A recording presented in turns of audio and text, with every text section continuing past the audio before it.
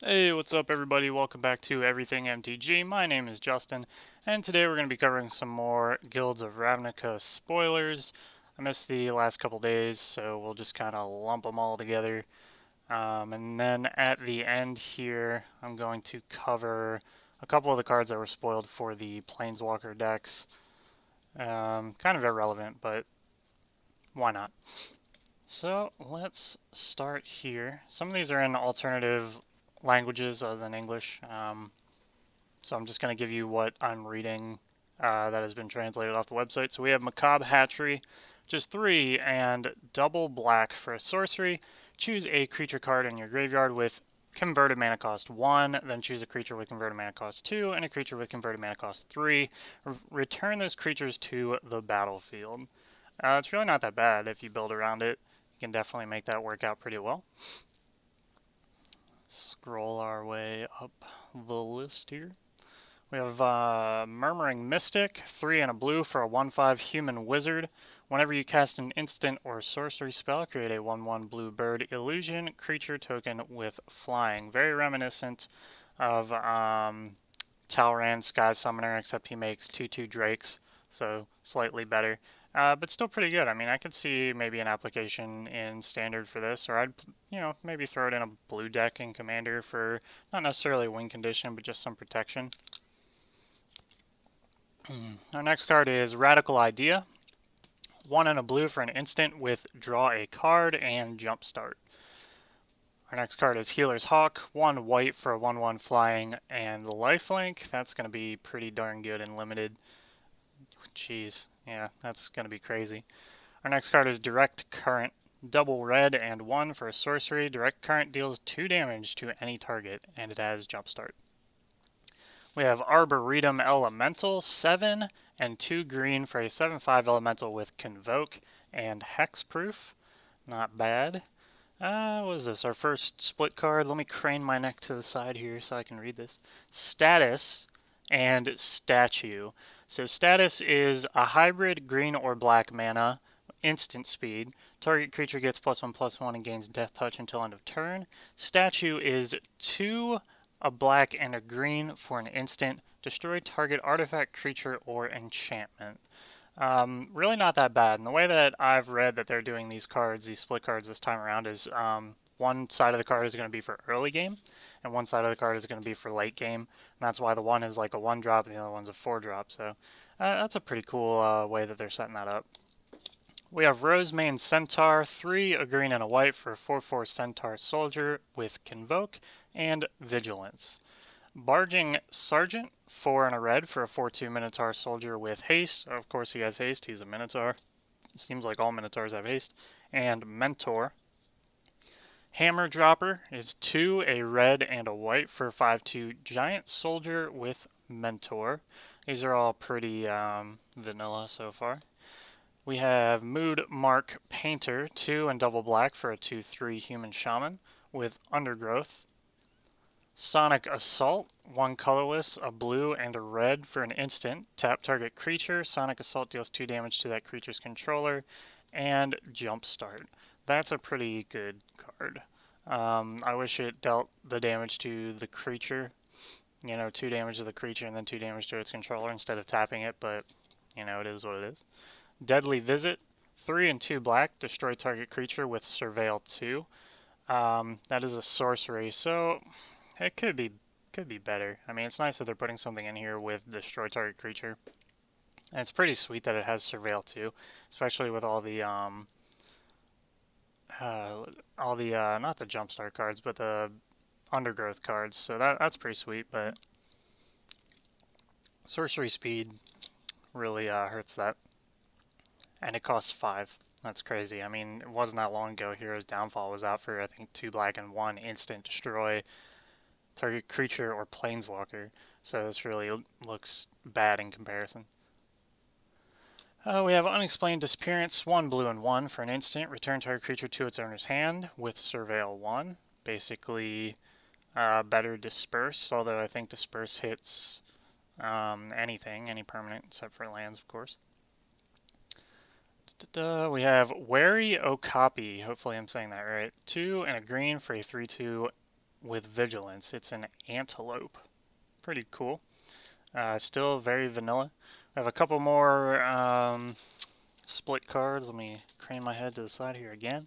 We have Response and Resurgence. Response is a hybrid red and a white ×2, so you can pay 2 red, 2 white, or any combination of those two for an instant. Response deals 5 damage to target attacking or blocking creature.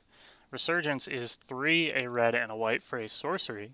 Creatures you control gain First Strike and Vigilance until end of turn. After this main phase, there is an additional combat phase followed by an additional main phase. Now, I've heard that this card is going to be really, really good. I can kind of agree. Creatures you control gain First Strike and Vigilance until end of turn.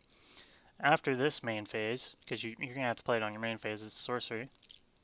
There is an additional combat phase followed by an additional main phase. Wow. So basically doubles your combat phases and your main phases. That's pretty insane. And then, of course, I mean, just for 5, that's nuts. But then, of course, the response isn't bad either. 5 damage for 2. Pretty good. Our next one is Find and Finality. So Find is a hybrid black and green ×2, so double black, double green, any combination of the two for a sorcery. Return up to 2 target creature cards from your graveyard to your hand. And Finality is 4 a black and a green for a sorcery. You may put 2 1/1 counters on a creature you control. Then all creatures get -4/-4 until end of turn. Nice little board sweeper. Hopefully the 2 1/1 counters will help whatever creature you're trying to keep alive survive. And then Find let you get the creatures back, but it's kind of unfortunate because you can't. I mean, you could do both, but if you ended up losing a bunch of creatures to Finality, you can't then cast Find and on the other side of the card. So that is kind of unfortunate, but interesting card. We got our boy Niv Mizzet Perun, 3 blue and 3 red for a 5/5 legendary dragon wizard. This spell can't be countered. It has flying. Whenever you draw a card, Niv Mizzet Perun deals 1 damage to any target. And whenever a player casts an instant or sorcery spell, you draw a card. So the fact that this is triple red and triple blue makes me think it's not going to see any standard play whatsoever. I mean, I just don't see how that's possible. It's so deep into those two colors, you couldn't possibly splash for that. But in Commander, this is going to be ridiculous, especially in something dumb like the Locust God, where drawing a bunch of cards makes a bunch of locusts, ends up doing a bunch of damage and all of this nonsense. I think he'd fit in really well there. So that's a pretty good Commander card. Our next card is Dream Eater, 4 and double blue for a 4/3 Nightmare Sphinx. Has flash, flying. When it enters the battlefield, surveil 4. When you do, you may return target non-land permanent and opponent controls to its owner's hand. So there's a lot of text on this thing. A 4/3 for 6 with flash and flying is okay. I mean, it's not great. What kind of brings it back from that is the surveil 4 and then also bouncing a non-land permanent. That makes it pretty darn good. Really expensive at 6 though. I do like that. So we have Assassin's Trophy. This is being hailed as possibly one of the best removal spells ever printed, which is a pretty big statement. It's 1 black and 1 green for an instant. Destroy target permanent and opponent controls. Its controller may search their library for a basic land card, put it onto the battlefield, then shuffle their library. So this is basically a path to exile, but instead of exiling, you destroy. It only costs 1 more. Same instant speed, but it hits anything. It can hit a land or anything else. That's what makes this so amazing. And giving your opponent that 1 extra mana in most circumstances isn't going to affect anything. So I can see black and green being probably a major thing in Standard. People are going to want to play around this removal card. If I was playing black-green in Commander, I'd definitely add it in there too. So, great card. I mean, I'd love to have a playset of that. We're seeing a reprint of Goblin Electromancer, blue and a red for a 2/2 Goblin Wizard. Instant and sorcery spells you cast cost 1 colorless less to cast. Pretty good. Hypothesizzle, 3 blue and a red for an instant. Draw 2 cards, then you may discard a non-land card. When you do, Hypothesizzle deals 4 damage to target creature. Excuse me. So for 5 at instant speed, drawing 2 is not great. But if you discard that non-land card, dealing 4 damage to a creature on top of drawing 2 cards is pretty darn good. And then if you're playing around with Undergrowth, this card is pretty tops, so that's a good card. Sumala Woodshaper is 2, a green and a white for 2/1 Elf Druid. Druid. When she enters the battlefield, look at the top 4 cards of your library. You may reveal a creature or enchantment card from among them, put it into your hand, put the rest on the bottom of your library in a random order. Your typical elf, honestly. There's a lot of elves that do that effect, so not surprised to see that. Sunhome Stalwart is 1 colorless and 1 white for a 2/2 human soldier, first strike, and mentor, pretty basic. We're seeing a reprint of one of the most used cards for mana fixing in Commander, which is great because I believe it was getting up over the $10 mark. Chromatic Lantern. 3 colorless for an artifact. Lands you control have tap, add 1 mana of any color, and the Chromatic Lantern itself can tap to add 1 mana of any color. It's great to see this getting reprinted because any deck playing 3 or more colors in Commander, I would say, probably wants to play this, and that's quite a lot of decks, and the fact that it costs $10 or $15, I can't remember exactly what it was, is honestly ridiculous. The last time it was printed, I think, was in like cons or something way back then, like 20, like a core set of some sort. So that's a really long time ago. It's nice to see. Fresh-faced recruit is 1 and a hybrid red or white for a 2/1 human soldier. As long as it's your turn, he has first strike. Pretty good. Whisper Agent is 1 and a blue-black hybrid ×2, so 2 blue, 2 black, or any combination thereof, for a 3/2 human rogue with flash. When it enters the battlefield, surveil 1. I don't think that card's particularly great in Standard. If you look at it by application of Limited, I think it's pretty amazing. A 3/2 for 3, especially with the hybrid, makes it very easy to cast. The flash is great, and the surveil is awesome for digging through your deck. So I think and this is a common, by the way, so I think in Limited I would definitely play that. Our next card is Dimir Informant, 2 and a blue for a 1/4 human rogue. When it enters the battlefield, surveil 2. A lot of cards here that do nothing but come in and surveil. Bounty Agent, 1 and a white for a 2/2 human soldier with vigilance. Tap, sacrifice it, destroy target legendary permanent that's an artifact, creature, or enchantment.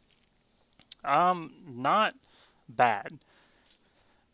Not bad at all. I mean, I would probably play that in Commander. It kind of sucks that it's like a throwaway card just for blowing up one thing, but it's nice to be able to hold like a threat like that over somebody's head, oh, I'm going to blow up your commander if you swing on me this turn or whatever. I think that's pretty great. Depending on how Standard shakes out, you might want to, maybe use that for Standard. Probably not. But it's so cheap. A 2/2 for 2 with Vigilance is already great. And it's only 1 color, which is amazing, and then you can sacrifice it to blow something up. It's so good. And you can do that at any point in time because you can still swing in. It's got Vigilance. You can hold that threat over their head. Pretty amazing. We have March of the Multitudes. X, green, double white for an instant with Convoke. Create X 1/1 white soldier creature tokens with lifelink. Pretty great card to play in green-white, especially in Commander. You can really pump out a lot of these, and the fact that it's instant is hilarious. We have Izoni Thousand-Eyed, 2 colorless, 2 black, 2 green for a 2/3 legendary elf shaman with Undergrowth. The Undergrowth mechanic for this one, when it enters the battlefield, create a 1/1 black and green insect creature token for each creature card in your graveyard. Has black and green, sacrifice another creature, you gain 1 life and draw a card. This card could be your commander if you played around it. With something like Marin, maybe, to keep recurring creatures that you can sacrifice to do different effects. And then you have her out, keep popping her out with Undergrowth, like killing her, bringing her back with Marin, and just getting endless value. I could see that being pretty crazy, especially with her sacrifice another creature, gain 1 life, draw a card ability. So, as a commander, I can see this being very viable. In Standard, not so much. In Limited, she's so expensive and so heavy into green and black. I just don't see how you would play that. Unless you're absolutely positively in green and black, you got the best cards out of there, and you could probably play her as your bomb. But I don't know. That's looking pretty tough. We're getting a reprint of the Guildgate Cycle. or the 5 for this specific set anyways, if you guys aren't familiar. Guild Gates enter the battlefield tapped, and they tap for one of two colors. So Golgari Guild Gate taps for black-green, Izzet Guild Gate taps for red-blue, Selesnya Guild Gate taps for green-white, Dimir Guild Gate taps for blue-black, and Boros Guild Gate taps for red-white. And then there's 2 different art styles for each one of those, so that's pretty cool that you can get some differing art. We have Blade Instructor, 2 and a white for a 3/1 human soldier with Mentor. It's pretty basic. Runaway Steamkin, 1 and a red for a 1/1 elemental. Whenever you cast a red spell, if Runaway Steamkin has fewer than 3 +1/+1 counters on it, put a 1/1 counter on it.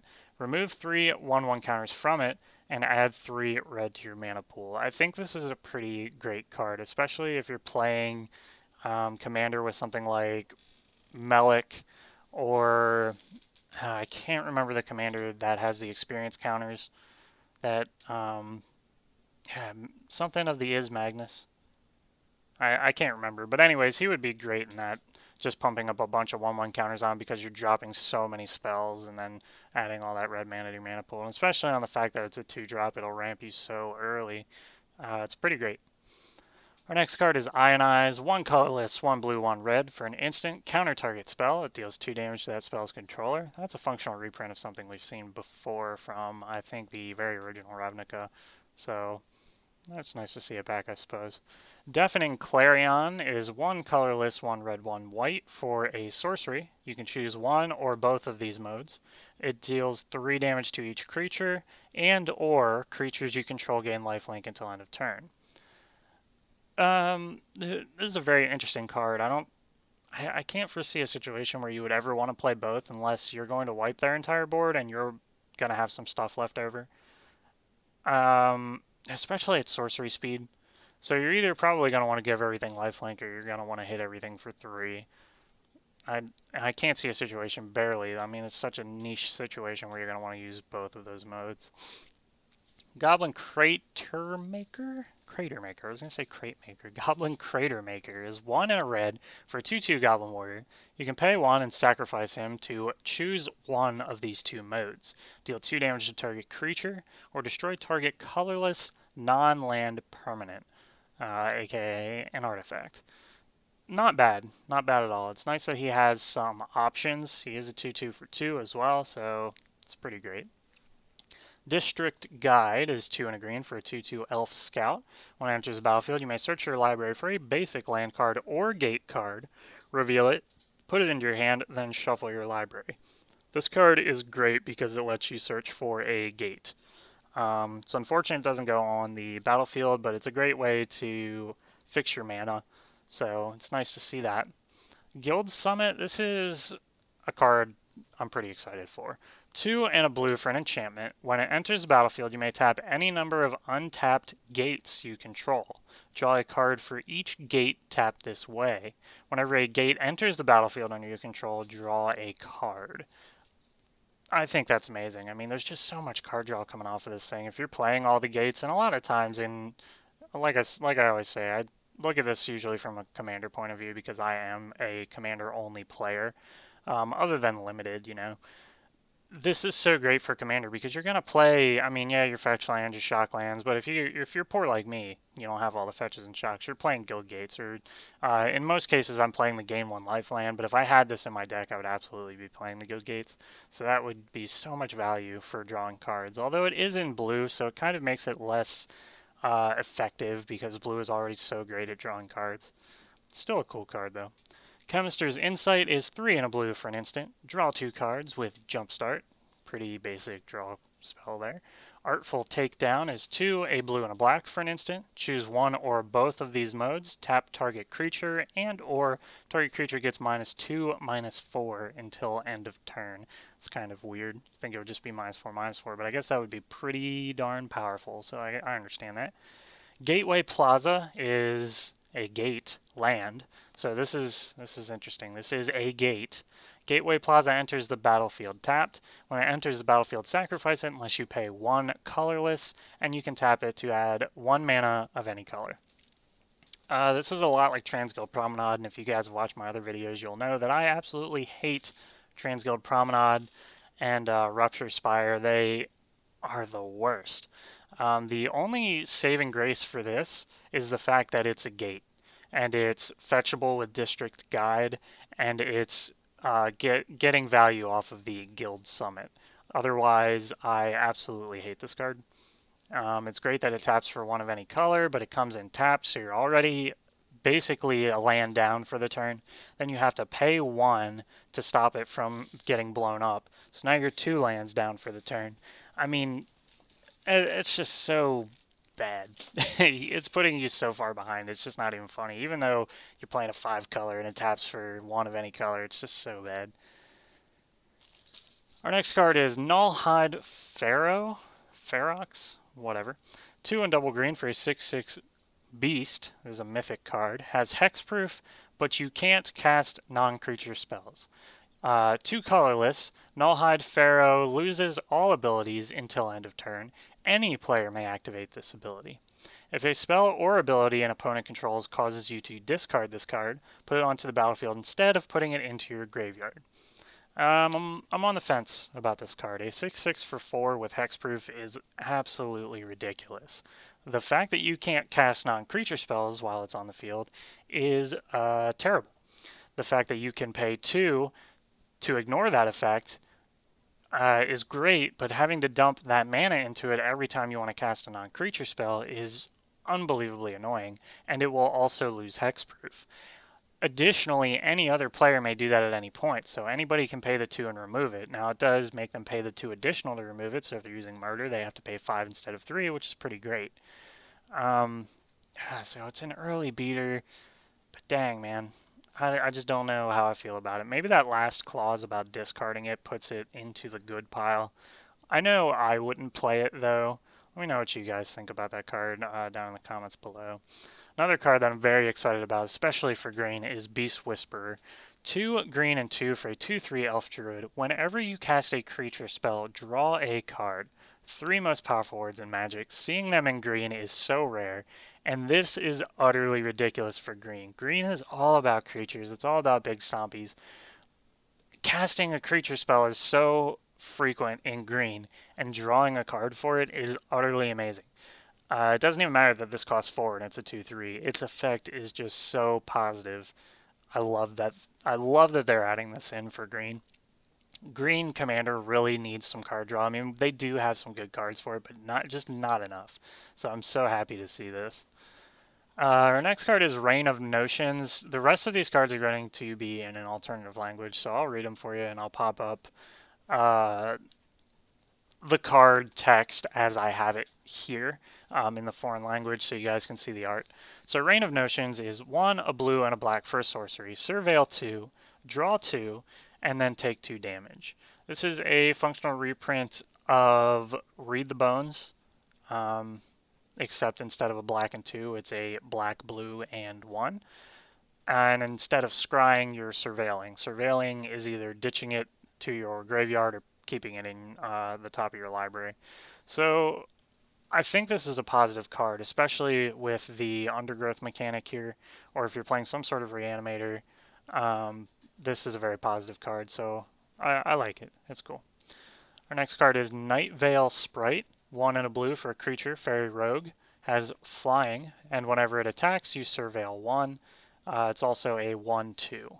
So a 1/2 for 2 with flying and surveil 1. Not terrible. In limited, this would absolutely be going into a deck for me if I had the colors to support it. The fact that it's a 1/2 for 2 and you get the flying evasion, you get that surveil to dig through your deck is amazing. So for limited, I think that's a straight up killer. It's at uncommon level, so there's a good chance you'll pull one. Secrets of the Mausoleum is 1 and a black for an instant with undergrowth. Search your library for a black card with CMC less than or equal to the number of creature cards in your graveyard. Reveal it, add it to your hand, then shuffle your library. 2-drop tutor at instant speed with a what I would probably consider severe downside because it goes off the number of creatures in your graveyard. If somebody manages to instant speed exile your graveyard, that just really sucks. Yeah, you'd literally have to search for something for 0, which you very well may have. Then again, a black card with CMC 0, I don't know if that, I honestly don't know if that exists. And the fact that you also have to reveal it is super unfortunate. So if you're going for like a game-winning strategy, card, and you have to reveal that to your opponent, that's going to be a feel-bad moment there. So I don't really like that card. Our next card is Whispering Spy, 1 and a black for a Vampire Rogue, 1/3. When you surveil for the first time each turn, Whispering Spy deals 1 damage to each opponent and you gain 1 life. Really not that bad. If you manage to pair this up with the Fairy Rogue that surveils every time you attack with it and get that in limited, you can get a crazy little combo wombo going on here, dealing damage. So that's pretty neat. 1/3 for 2 also isn't bad.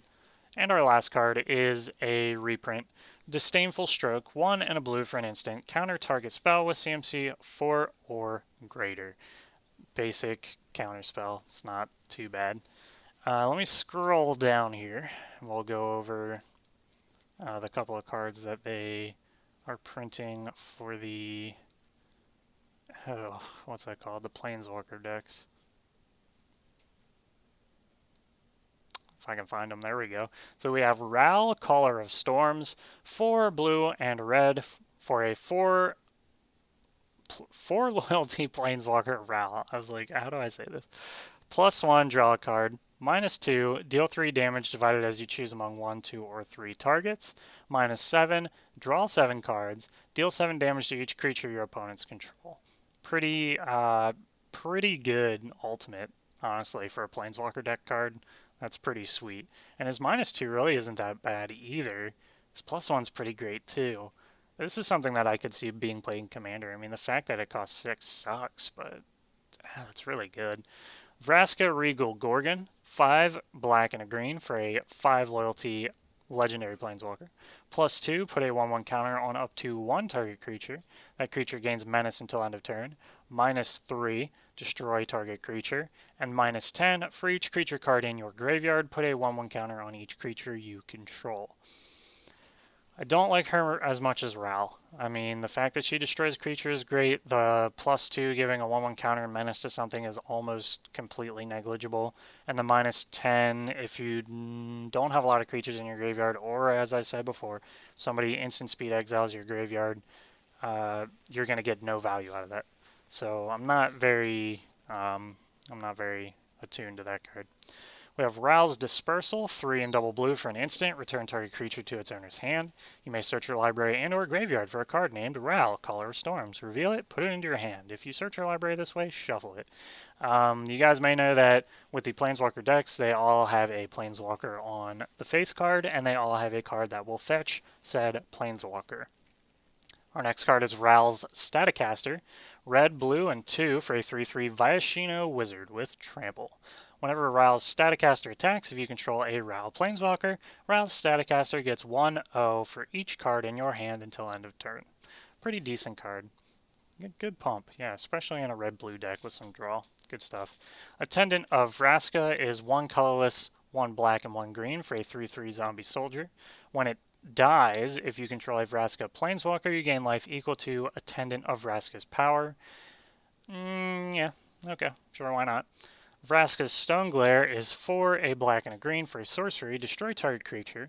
You gain life equal to its toughness. You may search your library and or graveyard for a card named Vraska Regal Gorgon. Reveal it, put it into your hand, shuffle your library. Okay, that's not bad. Yeah, destroying a creature, gaining life equal to its toughness, and the fact that you can fetch your Planeswalker from either the graveyard or your library is pretty great. So I don't know. These Planeswalker deck cards are actually looking pretty good. I'm not very big on Vraska, although I do like her Stone Glare card. I am big on Ral. That's pretty great. So we'll see how that turns out. Anyways, guys, I appreciate you keeping up with the spoilers with me. I apologize, I'm running a little late on it, so we had to shove it all into one video. But if you guys were interested in the video, throw a like, leave a comment. I appreciate it. I like interacting with you guys. And we'll see you guys next time right here on Everything FTG. Peace.